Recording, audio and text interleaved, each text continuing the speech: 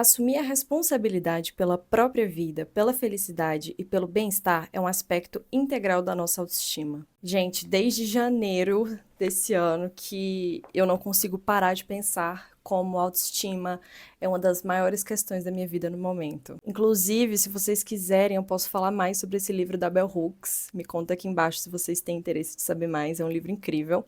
Mas desde o começo desse ano que eu tenho me pegado pensando muito sobre autoestima. Eu cheguei até a falar sobre isso no meu diário de fotógrafa, que agora está disponível lá no YouTube, no TikTok e no Spotify. Porque a gente tem uma ideia de que autoestima é você se vestir de um jeito bonito, se maquiar, se arrumar, se olhar no espelho e se sentir bem.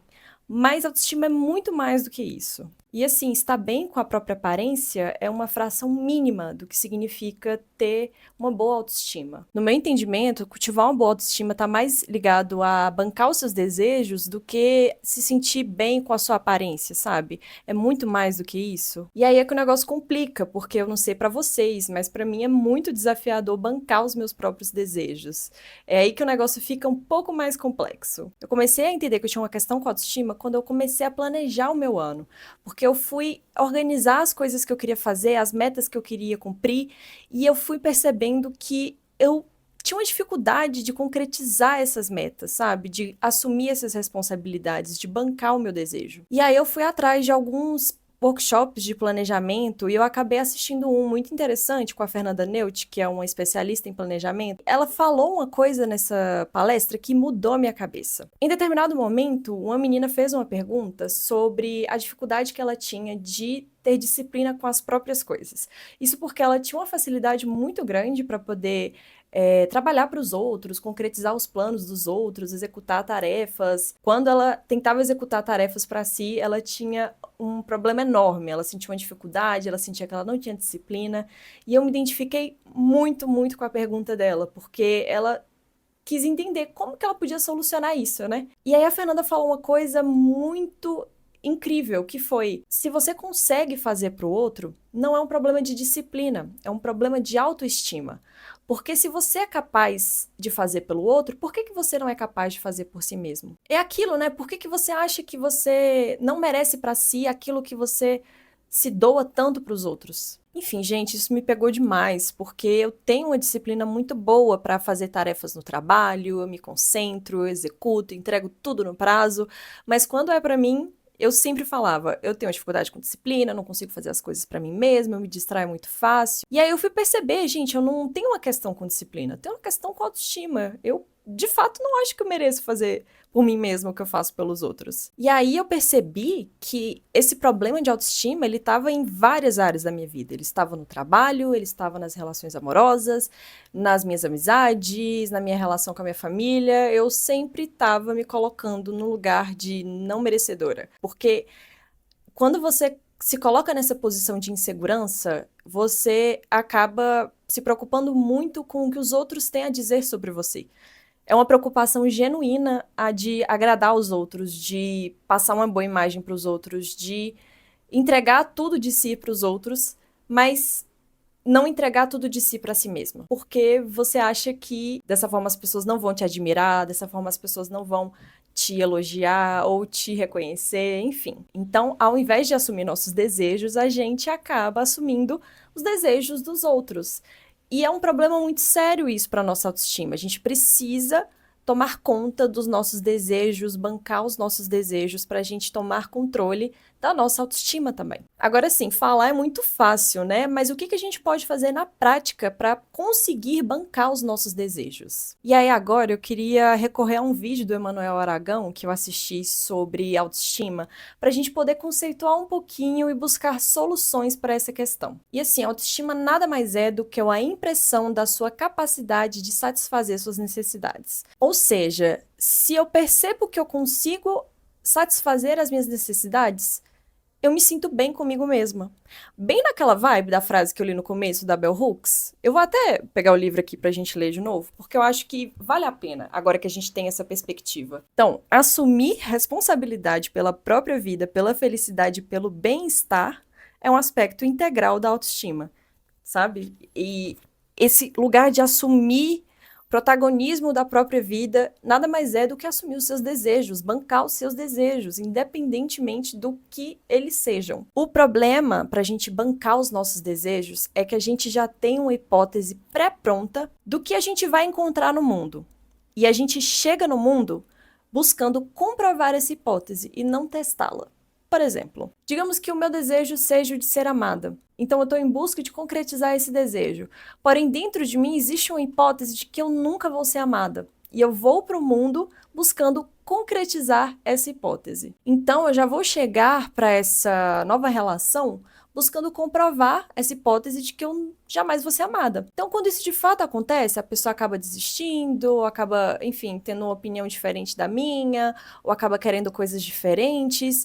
Eu vou lá e comprovo a minha teoria, tá vendo? Eu nunca vou ser amada, eu não sou digna de ser amada. Então por que eu vou continuar buscando por amor? Por que eu vou continuar tentando bancar esse meu desejo? Não é mesmo? E aí assim você segue repetindo o mesmo erro, buscando essa mesma comprovação em todas as relações que você está, porque é muito mais confortável você comprovar que você não é digna de ser amada do que buscar novas hipóteses. E aí isso te faz o quê? Se sentir mal consigo mesmo, se sentir frustrado consigo mesmo, como a gente chama, né, normalmente, a gente chama de uma baixa autoestima. Você não está bem consigo mesmo, você não consegue bancar os seus desejos, você não consegue realizar as coisas que você quer, logo você se sente mal. Por isso, o caminho aqui não é buscar comprovar as suas hipóteses, mas sim testar as suas hipóteses. Porque esse desejo de buscar por amor, ele não vai embora.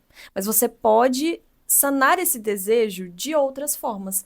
Por exemplo, convivendo mais com a sua família, buscando amor nas suas amizades, buscando fazer um trabalho voluntário.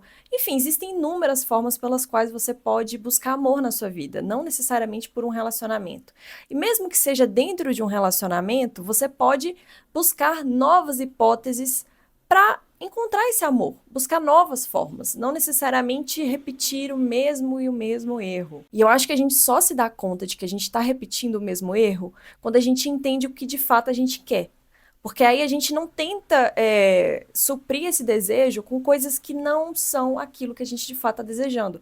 Por exemplo, eu estou buscando por amor, mas aí eu vou preencher esse vazio existencial com mais trabalho. Eu vou preencher esse desejo de ser amada com comida, enfim, de inúmeras formas, mas não com o que de fato é o necessário ali no momento. E assim, nem todas as vezes essas hipóteses que você está jogando para o mundo, elas vão se concretizar.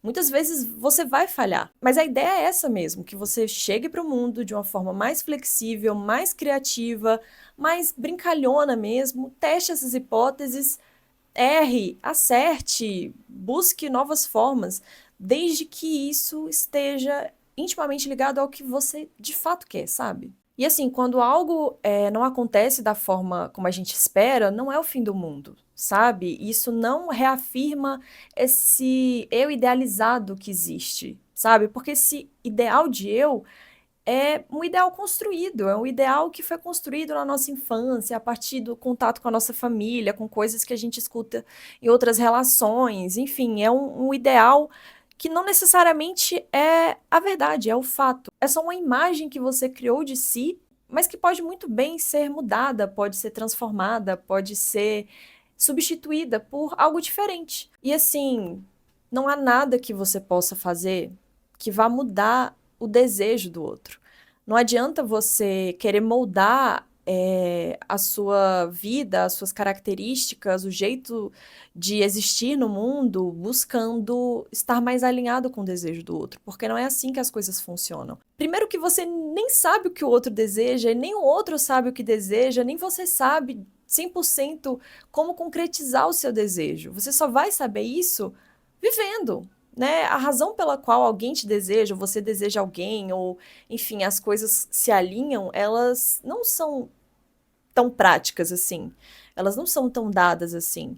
Você não consegue prever isso. Não existe uma forma de você se moldar e se adequar ao desejo do outro. Não é assim que a gente vai acessar o desejo do outro. E mesmo que a gente acesse, a gente vai estar negando o nosso próprio desejo. Então não vai funcionar de nenhuma das formas. Então vale muito mais a pena a gente bancar os nossos desejos, construir a nossa autoestima, estar bem com nós mesmos, assim, estar bem com a nossa individualidade, com as nossas necessidades, estar num estado de bem-estar mesmo que isso seja difícil de bancar, do que a gente viver uma vida rígida, viver uma vida dura, viver uma vida de negatividade em cima do que a gente quer.